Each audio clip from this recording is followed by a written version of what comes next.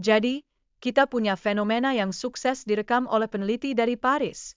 Yap, para ilmuwan di seluruh dunia udah kecewa karena mereka pengen beraksi juga.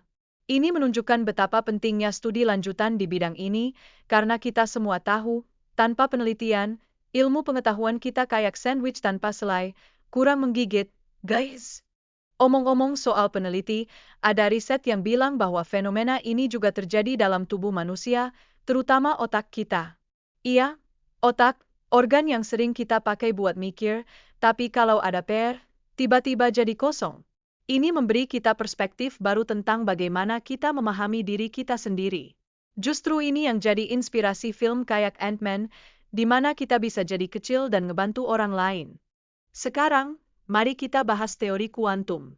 Meskipun kadang terdengar kayak cewek yang ngambek, teori ini justru memberi pandangan baru tentang materi dan interaksi antar partikel. Ini bikin para ilmuwan seperti Einstein dan Bohr saling serang dengan argumen kayak dalam debat kelas, tetapi tanpa guru yang menghentikan mereka.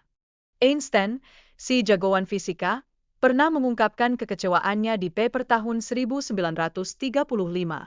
Ia mempertanyakan apakah mekanika kuantum bisa benar-benar menggambarkan realitas fisik. Keren, kan? Ini seperti nanya, apakah kita benar-benar hidup di film Matrix? Dan tentu saja, ini memicu banyak kontroversi di antara para ilmuwan, kayak drama remaja yang enggak ada habisnya.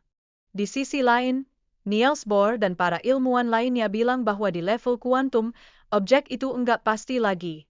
Ini bawa fisika dari ilmu pasti ke dalam dunia ketidakpastian.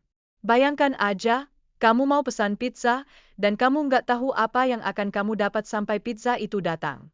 Wow, rasanya bisa bikin kamu stres, kan? Nah, paper yang ditulis Einstein dan kawan-kawannya itu berusaha ngebantah teori kuantum dengan menunjukkan adanya paradoks yang mereka anggap mustahil. Namun, ternyata fenomena yang mereka ramalkan benar-benar terjadi, kayak kamu berharap dapat nilai A tapi malah dapat B. Kejutan-kejutan kecil dalam sains. Kemudian, kita punya koin yang berputar, yang jadi analogi untuk menggambarkan ketidakpastian posisi partikel sampai pengukuran dilakukan.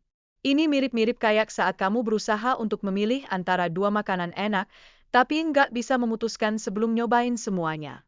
Siapa yang bisa mendapatkan jawaban pasti, kan? Berlanjut ke fenomena keterikatan kuantum. Ini menjelaskan bagaimana dua partikel yang terpisah bisa saling mempengaruhi. Bayangkan, kayak pasangan kembar yang punya kemampuan telepati. Satu kembar di sini, yang satu lagi di Mars, dan mereka tetap bisa ngobrol. Bro, kamu ngapain di sana? Betapa kerennya itu. Einstein ngerasa enggak terima dengan ide ini.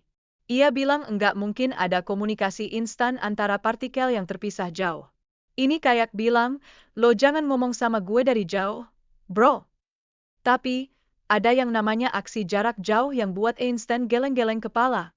Percobaan oleh John Clauser dan Alan Aspect kemudian membuktikan bahwa dua foton bisa berinteraksi secara instan meskipun dipisahkan jauh. Wow! Ini kayak dua teman yang bisa saling telepon tanpa sinyal. Hasilnya tetap sama tanpa ada intervensi, seperti kamu yang tetap manis meski ditinggal pergi. Dan pada tahun 2018, Anton Zeilinger melakukan penelitian yang menunjukkan bahwa pengaruh instan antara foton bisa terjadi bahkan dengan jarak 1 kilometer. Ini dilakukan dengan dua observatorium di Kepulauan Canary. Gokil banget, ya, bisa saling interaksi dari jauh sambil minum air kelapa di pantai. NASA juga kagak mau kalah.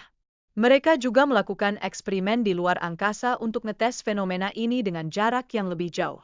Mereka pastikan hasilnya bebas dari pengaruh atmosfer.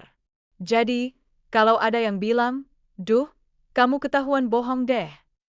Nah, NASA jawab, "Enggak, kami punya buktinya." Sekarang, pengembangan komputer kuantum bisa meningkatkan kecepatan pemrosesan data secara signifikan. Bayangkan, semua gamemu jadi lebih cepat loading. Ini bisa mengubah cara kita berinteraksi dengan teknologi sehari-hari. Siapa tahu, mungkin di masa depan kita bisa main game tanpa lag. Wih. Oh, dan berbicara tentang keamanan, fenomena kuantum juga membantu internet kita lebih aman melalui kriptografi yang lebih kuat. Ini penting banget, guys, supaya data kita aman dari hacker yang usil. Jadi, Kalian enggak perlu khawatir kalau mendadak teman kalian bisa tahu rahasia terbesarmu. Terakhir, teori kuantum juga bisa membantu menjelaskan kompleksitas kesadaran manusia dan proses berpikir.